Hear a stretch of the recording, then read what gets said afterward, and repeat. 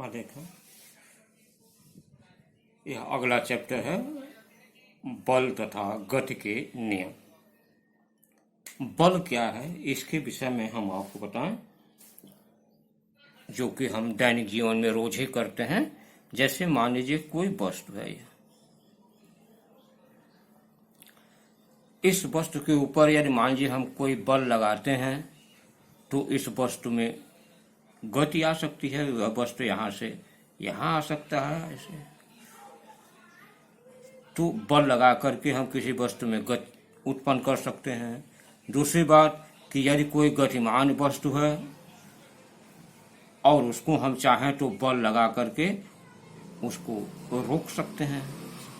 दूसरी बात कर सकते हैं कि बल लगा करके हम किसी वस्तु को आकार, इसको चाहें तो हम टेढ़ा मेढ़ा या किसी आकार का बना सकते हैं।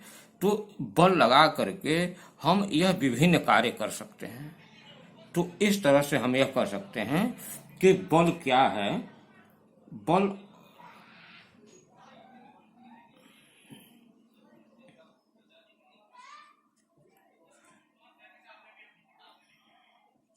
जो है वह धक्का या अथवा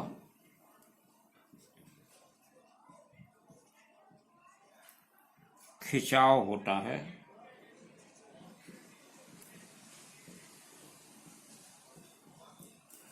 जो किसी वस्तु में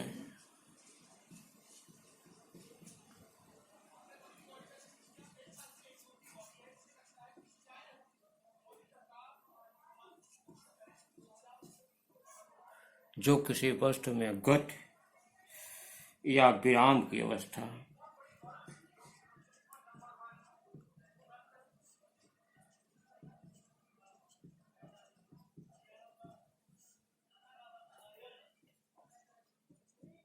में परिवर्तन करता है।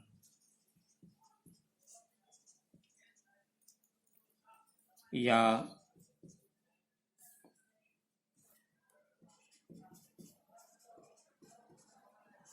परिवर्तन करने का प्रयास करता है। यह बल की परिभाषा है कि बल वह धक्का अथवा खिंचाव होता है जो किसी वस्तु में गति या विराम की अवस्था में परिवर्तन करता है या परिवर्तन करने का प्रयास करता है। अर्थात इसका मतलब यह हुआ कि वही जो हमने आपको बताया कि हम कोई विराम अवस्था में है, मतलब स्थिर अवस्था में कोई वस्तु है तो उस पर हम बल लगा करके उसमें गति उत्पन्न कर सकते हैं। या कोई गतिमान वस्तु है तो उसको हम बल लगा करके रोक सकते हैं। या कोई वस्तु ऐसी है जिस पर बल लगा के हम उसके आकार को, उसके आयतन को चेंज कर सकते हैं। या हम बल लगा करके ऐसा भी कर सकते हैं, जैसे मान लीजिए कोई वस्तु इधर की तरफ गतिमान है और हम इधर से बल लगा करके चाहे तो इसकी दिशा जो है हम इधर की तरफ ऐसे मोड़ दें, ऐसा भी बल के द्वारा कर सकते हैं। तो बल के द्वारा जो है यह विभिन्न कार्य जो है हम करते हैं और बल का यह प्रभाव होता है। बल जो है यह एक सदिश राशि है। यह एक सदिश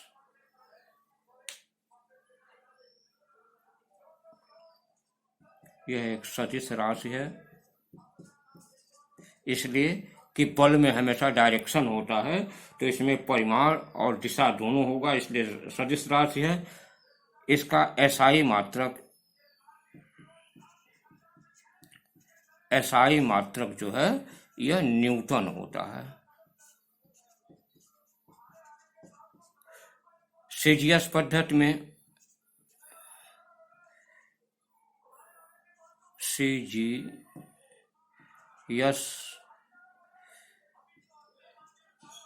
सीजीएस पद्धति में इसका मात्रक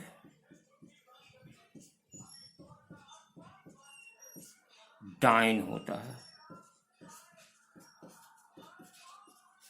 और 1 न्यूटन जो है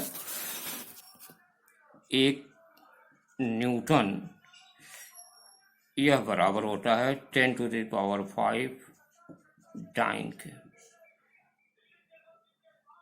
यह आपका बल के बारे में है कि बल क्या होता है। देखो, इसके बाद आता है आपके बल के प्रकार। बल कितने प्रकार के होते हैं तो आप जानना, बल जो है यह दो प्रकार का होता है। एक होता है संतुलित,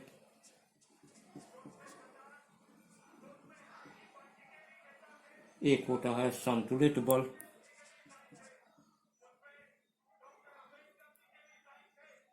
बैलेंस फोर्स। संतुलित बल क्या है? जैसे मान लीजिए हम किसी वस्तु पर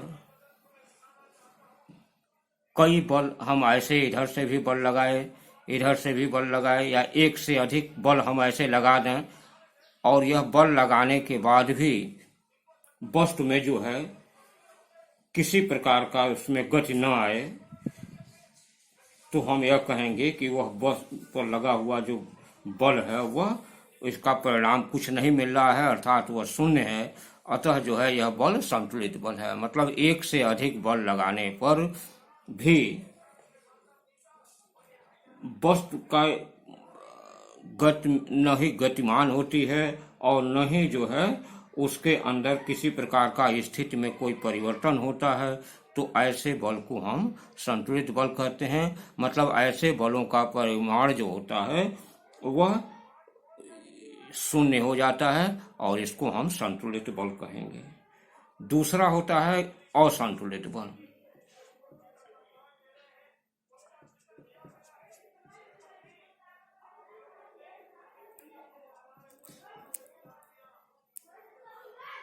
असंतुलित बल होता है, असंतुलित बल में क्या होता है कि जैसे किसी वस्तु या किसी निकाय पर यदि हम फोर्स लगाते हैं, कई दिशाओं से फोर्स लगाते हैं, और उन दिशाओं के फोर्स लगाने के बाद भी यह होता है कि कोई एक फोर्स एक तरफ से अधिक हो, मतलब यह हुआ परिणामी बल इनका शून्य नहीं होता है, अर्थात संतुलित बल जो है वह असंतुलित हो जाता है। जैसे मान लीजिए हम यह कहें कि इधर से हमने 10 न्यूटन का बल लगाया, इधर से हमने 5 न्यूटन का बल लगाया, तो यह बल अधिक है तो क्या करेगा, इधर की तरफ जो है इसको खिसकाएगा। इसका मतलब कि वह बल संतुलित नहीं रह गया।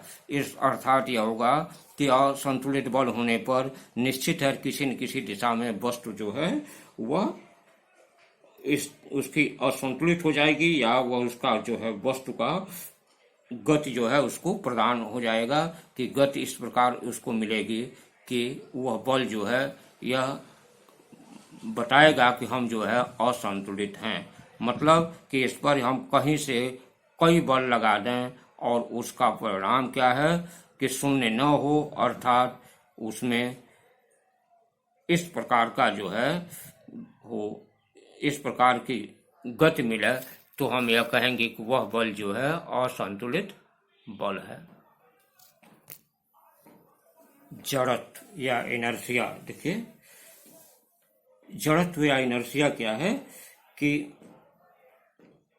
जब हम किसी वस्तु पर कोई बल लगाते हैं, जैसे मान लीजिए यह वस्तु है, किसी वस्तु पर हम बल लगाते हैं तो यह गति की अवस्था में आ सकता है, या उसके गति की अवस्था में यह परिवर्तन कर सकता है। यदि मान लीजिए कोई गतिशील वस्तु है तो गति की अवस्था में परिवर्तन कर सकता है, या यदि स्थिर वस्तु है तो उसमें गति आ सकता है। तो जो एक तरह से यह क्या होगा कि यह एक गुण होगा कि किसी वस्तु का वह गुण जो उसकी विराम या गति की अवस्था में परिवर्तन का विरोध करता है, उसको हम जड़त्व कहते हैं। अर्थात जो विराम अवस्था में है और गतिमान कर दे, या गतिमान है तो उसको विराम अवस्था में ला दे, तो जो बल इसका विरोध करता है उसी को हम उसका क्या कहते हैं, जड़त्व कहलाता है। तो एक तरह से इसमें दो तरह का जड़त्व होता है। एक होता है विराम का जड़त्व, कि जो विराम अवस्था में वस्तु है उसमें गति ला देता है तो वह विराम का जड़त्व कहलाता है। और यदि गतिमान है और गतिमान वस्तु को यदि हम चाहें कि उसको रोक दें तो इस प्रकार जो उस पर बल लगता है वह जो है हमारा, वह एक तरह से गति का जड़त्व कहलाता है। तो एक तरह से यह कहा जाए कि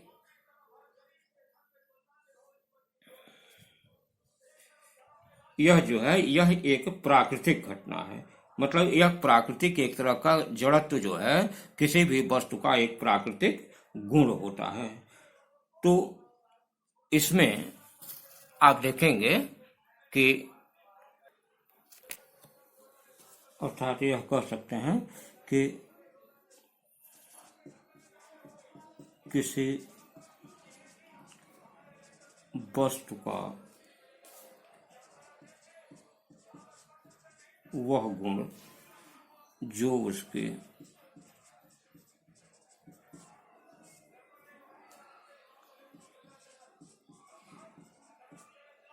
विराम या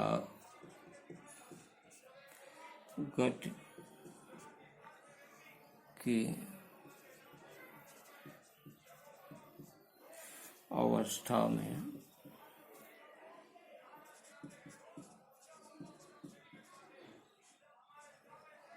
परिवर्तन का विरोध करता है, जड़त्व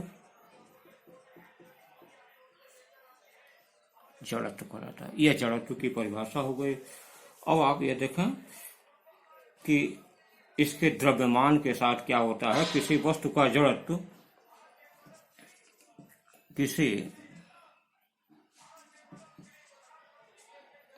वस्तु का जड़त्व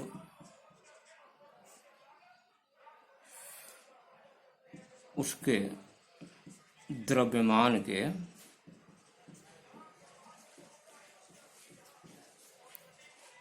अनुक्रमानुपाती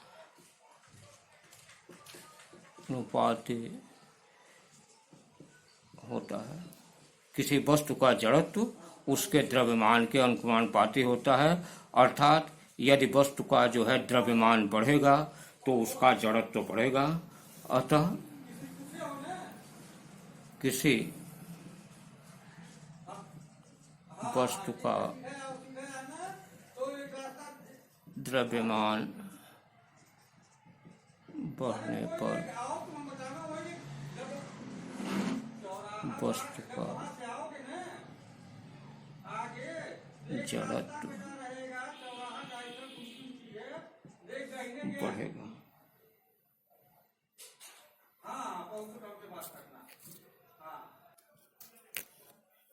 अगला स्टेप देखें, रेखीय संवेग क्या होता है। रेखीय संवेग क्या है कि किसी गतिमान वस्तु के द्रव्यमान और वेग के गुणनफल को किसी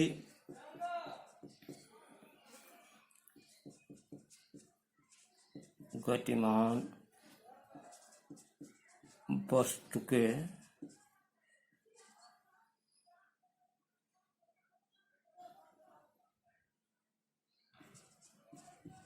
द्रव्यमान तथा वेग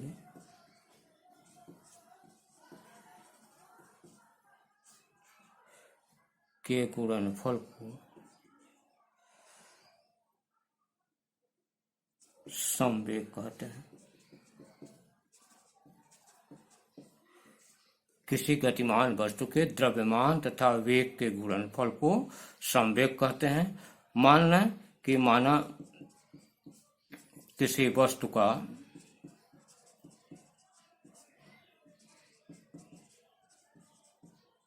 द्रव्यमान यम तथा वेग v है, तो संवेग p बराबर होता है m इंटू v। यह जो है संवेग होगा कि उसके द्रव्यमान और उसके वेग के गुणनफल को हम उसका संवेग कहेंगे। यह भी क्या है, यह एक सदिश राशि है।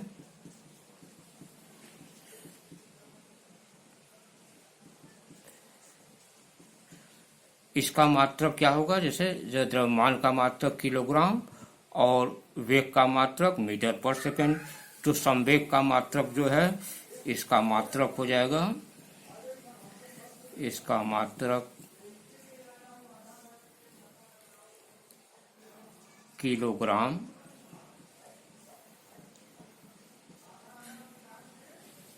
मीटर प्रति सेकंड होगा।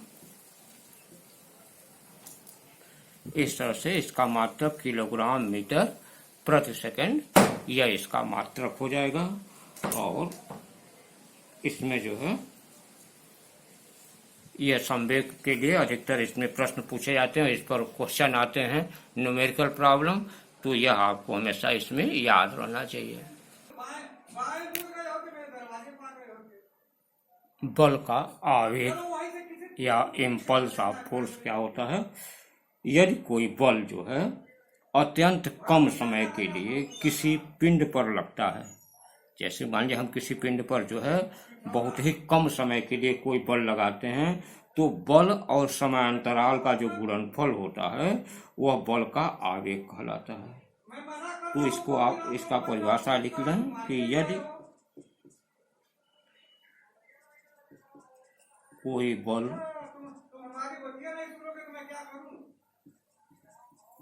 अत्यंत कम समय के लिए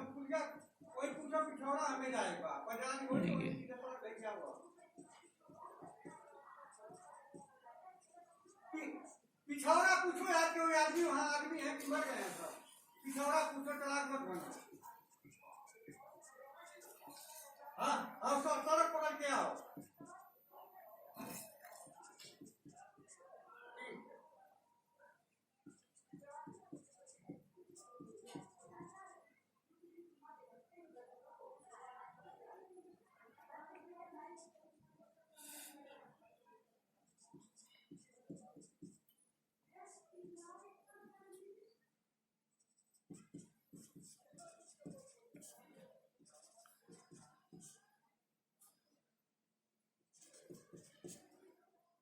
बल का आवेग कहलाता है। मतलब यदि कोई बल अत्यंत कम समय के लिए किसी पिंड पर लगता है तो बल और समय अंतराल का गुणनफल बल का आवेग कहलाता है। इसे आई से प्रदर्शित करते हैं। आई से इम्पल्स है, इसलिए इसको हम आई से प्रदर्शित करते हैं। मान लेते हैं कि माना जो है, माना यदि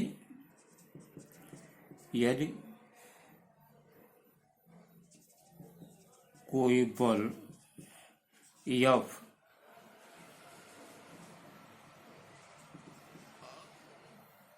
अल्प समय डेल्टा टी में किसी वस्तु पर कार्य करता है, डेल्टा टी अल्प समय डेल्टा टी में किसी वस्तु पर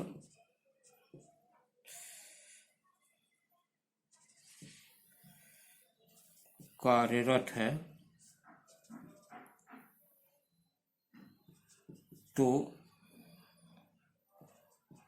आवेग I बराबर F गुणे डेल्टा टी। डेल्टा टी इसलिए कि इसको क्षणिक समय को हम जो है हमेशा डेल्टा में मांगते हैं, तो यह I बराबर F गुणे डेल्टा टी होगा। यह भी क्या है कि यह सदिश राशि है, यह एक सदिश राशि है,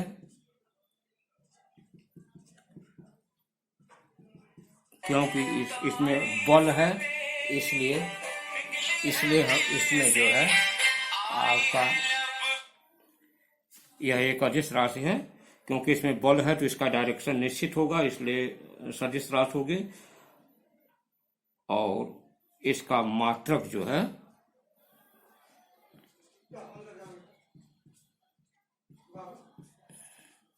इसका मात्रक, अब देखें एफ का मात्रक जो है आप जानते हैं न्यूटन होता है, और समय का मात्रक सेकंड, तो हम लिख सकते हैं इसका मात्रक न्यूटन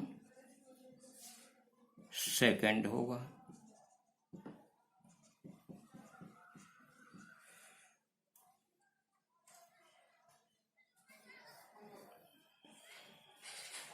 अथवा दूसरा मात्रक हम इसका लिख सकते हैं न्यूटन किलोग्राम पर सेकंड, लेकिन यह बाद में बताएंगे, क्योंकि जब आपको इसके बारे में बता लेंगे न्यूटन के गति के नियम तब बताएंगे। तो यह बल का आपके आवेग का हो गया कि बल का आवेग क्या होता है। यह सभी परिभाषाएं हैं, इनको आप अच्छे ढंग से याद कर डालेंगे और लिख डालेंगे। इसके बाद फिर हम जो है आगे गति का नियम, न्यूटन के गति का नियम बताएंगे, उसका उदाहरण और ये सब बातें हैं।